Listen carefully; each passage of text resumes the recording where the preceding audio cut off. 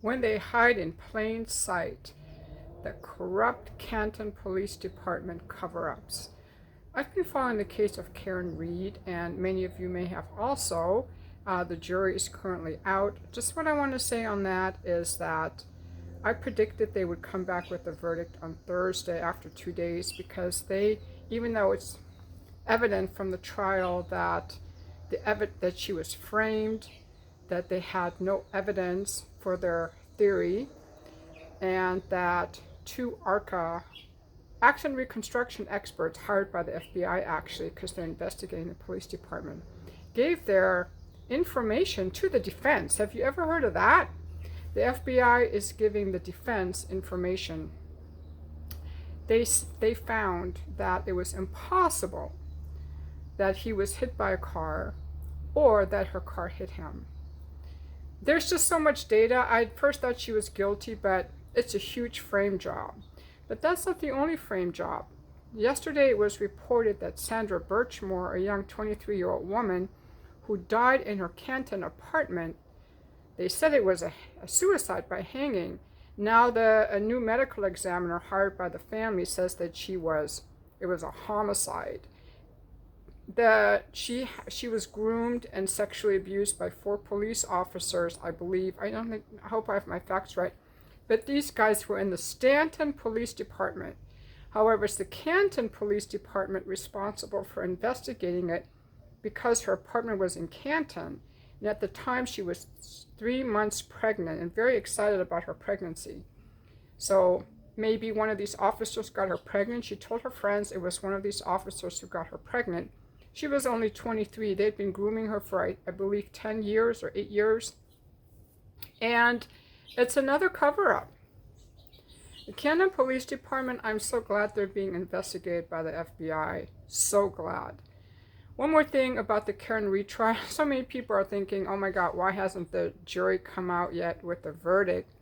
But I think they have to go through everything very slowly. I mean, the trial went on for several months. They're not just going to go, oh yeah, we already determined she's innocent. They have to go through the evidence so that they can justify and show their work. Okay? I grew up in Germany, where in first grade, if the problem was 5 plus 8, you don't just write 13. You write 5 plus 8 equals 13. Even in college, when we had calculus or physics problems on a test, we couldn't just write the answer. We always had to show our work. And that's what thorough people do. They show their work. So you have to be able to refer back to what was shown in court and substantiate your reason one by one. You can't just say, oh, well, while I sat in the trial, she was innocent.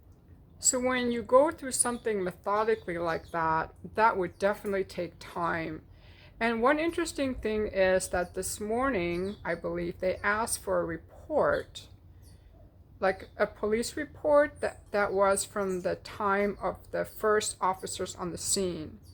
And that to me was very, very important and shows how thorough they are, because they're trying to find out.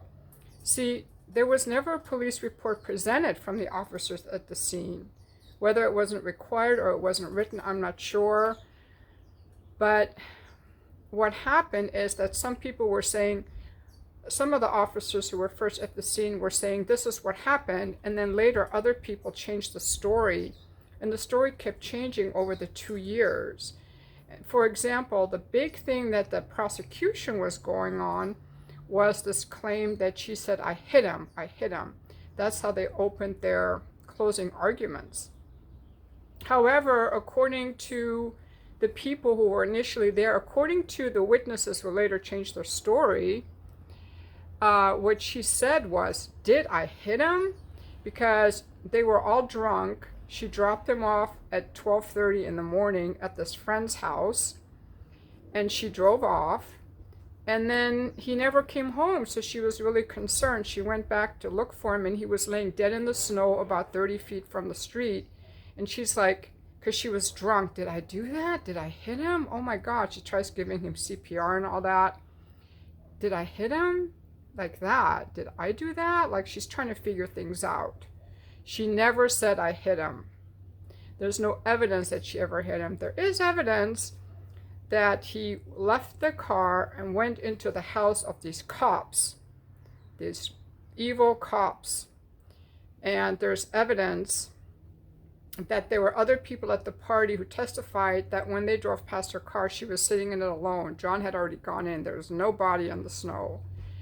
John O'Keefe's Apple Watch showed that he walked, I believe, 80 steps, which would just around the time she dropped him off, which would be the steps into the house, made an elevation change of 3 flights of stairs. And then when he was found later, he was covered in what appeared to be large dog bites. So there was some kind of a scuffle. But anyway, the point I'm trying to get to, because the story kept changing, if I was on the jury, I would want to see a report of the initial accident scene. What did people actually say before they changed their story? Now, I find it very odd that there isn't a report, and like so many things in this case, there are not reports. Just like in the case of Sandra Birchmore, they didn't do a real investigation. They didn't do DNA samples of the fetus. They didn't even see if she was pregnant. They just quickly ruled it a homicide, and it was all covered up and let her just go away. That's the good old boys network. Hiding in plain sight.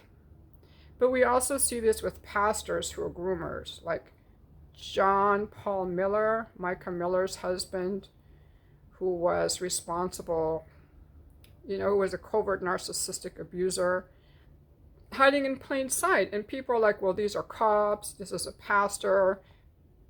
Even all these Mormons like Ruby Franke, people will protect who they think is good because, well, this is a Mormon, this is a pastor, these are cops.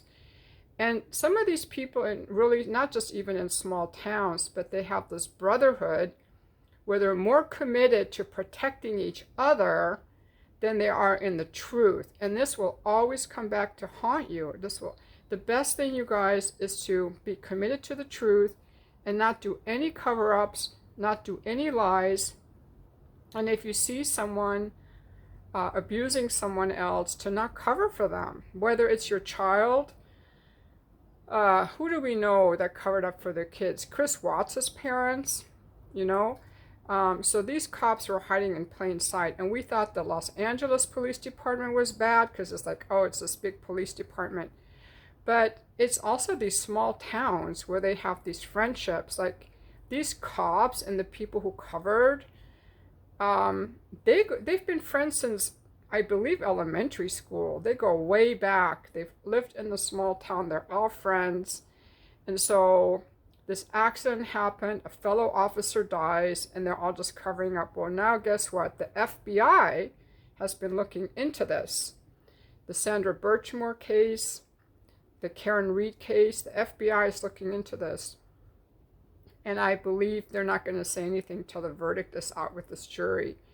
But I'm glad that the jury is taking their time, that they're being very deliberate, and that they're going to be able to show their work. We looked at this, and we looked at this. And some people are just so hyper, like, why is obvious that she didn't do it? What's taking them so long? This isn't a movie. This isn't CSI. If I were on the jury, I would want a couple days to go over all the evidence and say, yes, I considered this. I considered this what the Commonwealth said. I considered this. I considered this. And these are the reasons that I see reasonable doubt in all of these things. So the Commonwealth opens their closing arguments with, she said, I hit him, I hit him, I hit him, I hit him. They said it 4 times, really loud. That was their main point. That's all they had to go on. They had no forensic evidence, no crash reconstruction evidence, no autopsy evidence, nothing. Just that. So that's the main thing they're resting on. She admitted it. And now for the jury to find her not guilty, they have to struggle with that. Did she say that? Or did she say, did I hit him? And they later changed the report. So this is a crucial question. People need to be a little bit more patient, you guys.